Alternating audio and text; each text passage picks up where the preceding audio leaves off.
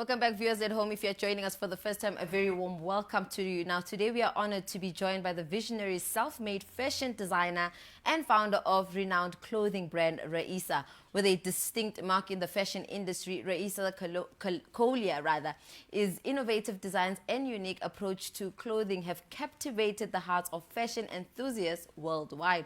Now, her brand R.A.E.E.S.A.H not only represents elegance and sophistication, but also serves as a testament to her commitment to empowering individuals to embrace their individuality through fashion. Assalamu alaikum, Raeesah, and welcome to Prime Live. Wa alaikum salam, and thank you for having me. Now, can we get to the basics of what started R.A.E.E.S.A.H? What was the inspiration behind that, as well as what got you here today? Okay, so R.A.E.E.S.A.H started way in my school days. Always being a creative person, wanting to explore that, doing arts and craft in school classes, all that. And so I kind of discovered, you know what, to express my creativity, I'm gonna go into fashion designing. And that's how it all started, and now I can say I'm a fashion designer. That is quite remarkable. Now, yeah. I'm seeing that your modest way is a significant focus for your brand, correct? Right. And now I want to understand, how do you then blend the likes of identity, faith, as well as cultural heritage into your design?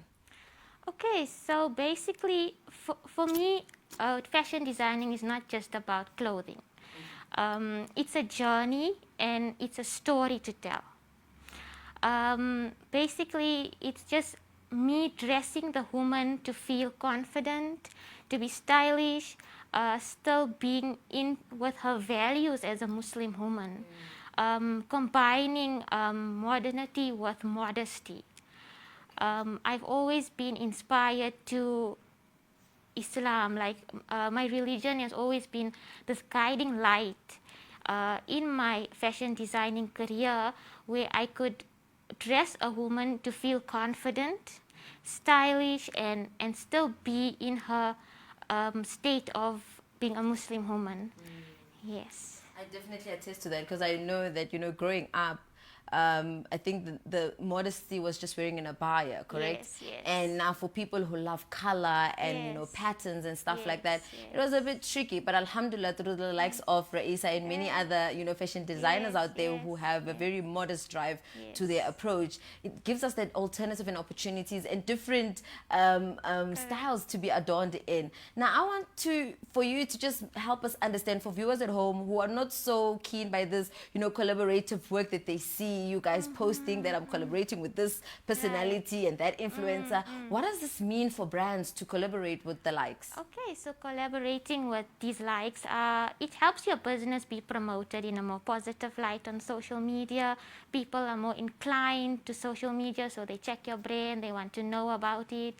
And they want to wear your clothing because the personality is wearing your clothing.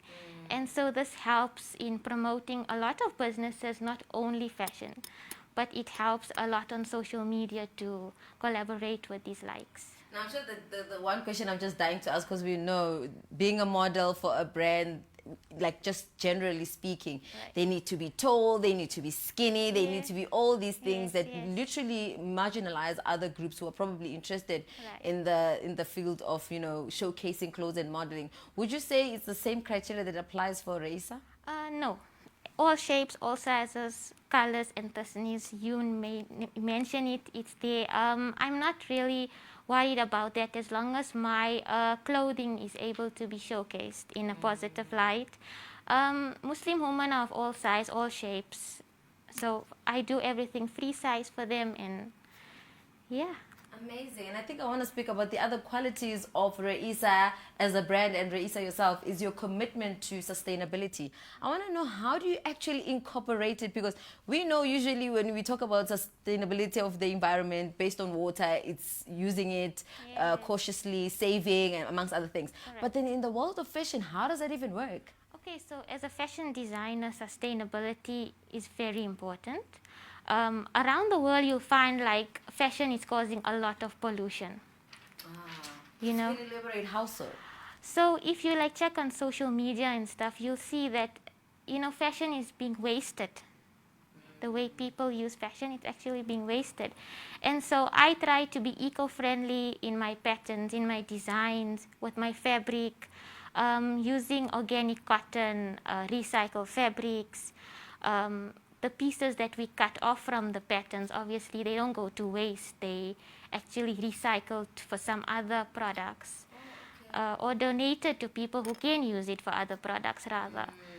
Yes. That is quite interesting because we all seen, a lot of tailor studios where it's like there's like a whole heap of materials and you're like, you thinking about is like, where is that going to even go? Because it's all shredded and torn. There's a lot of waste in the fashion industry with the off-cuts and stuff. So if people can recycle their material and use it for other DIY stuff and, things like that. Now, another thing is, as a Muslim entrepreneur, we understand that, trying to navigate the space can be quite challenging. Right. And I just want to hear from you, what are some of the, ways that you navigate in terms of intersecting your faith as well as, pulling in the whole fashion industry?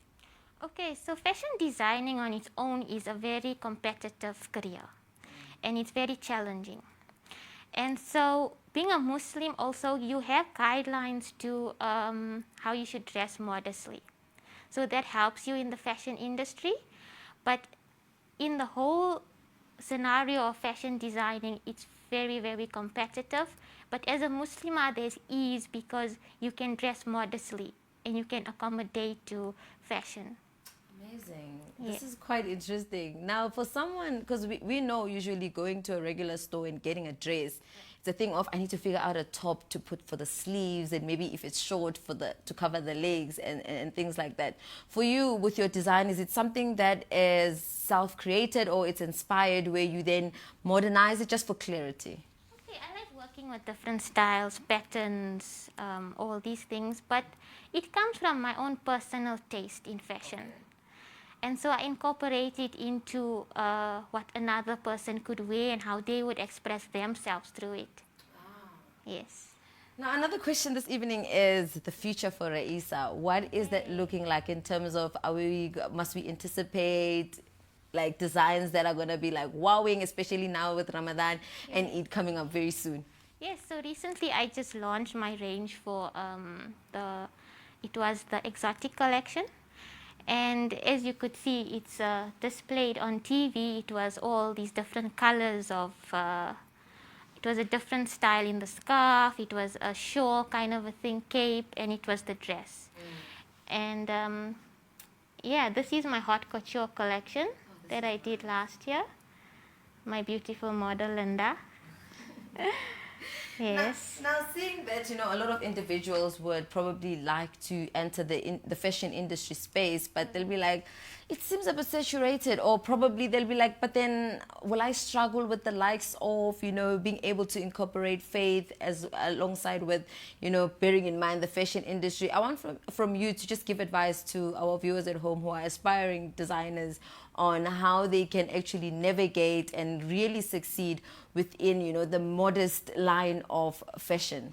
Okay, so if you want to go into fashion designing, you've got to know your basics. Sewing, pattern making, garment construction.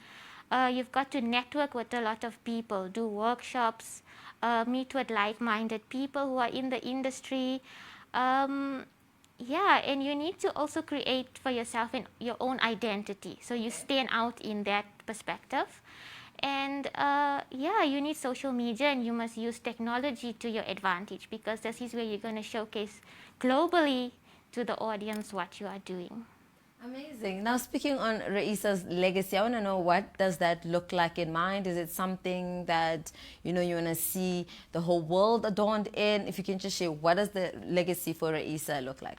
Raeesah's legacy, it looks like going international and opening stores worldwide, becoming renowned, working with renowned models, fashion designers, and just taking it from there.